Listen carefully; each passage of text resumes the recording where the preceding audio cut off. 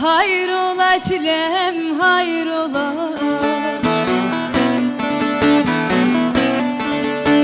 Hasret koydun yaşamıma yavruma, hayrola çilem hayrola.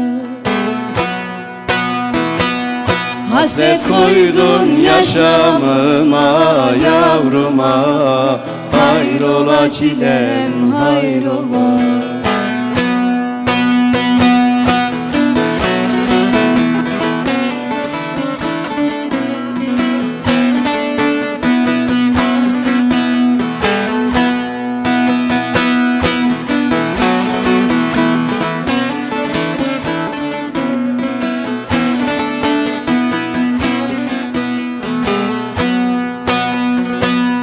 Bütün erişime oldun bir engel, kırıp atamadım attığın çengel.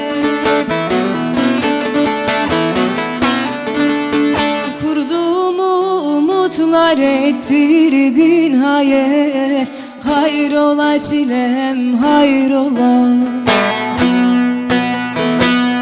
Kurduğumu umutlar ettirdin hayal, hayrola çilem hayrola.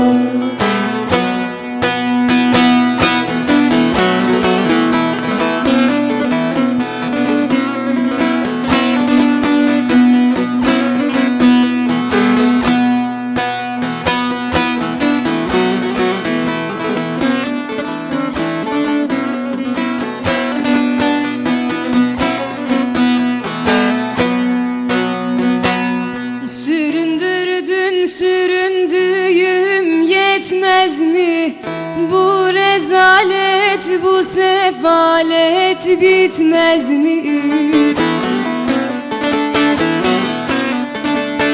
İki yakan bir araya gelmez mi? Hayrola çilem hayrola.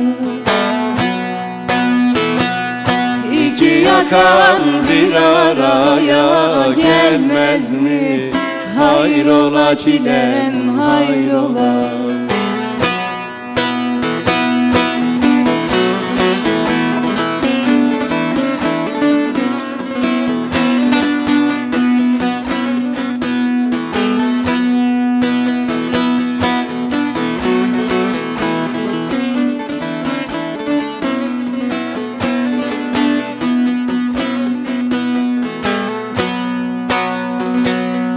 Ömrüm geldi geçti hep boynum bükük, bir yanım yağmalı bir yanım sökük. Kaplaniyem eridim kaldım kemik, kahrola çilem kahrola.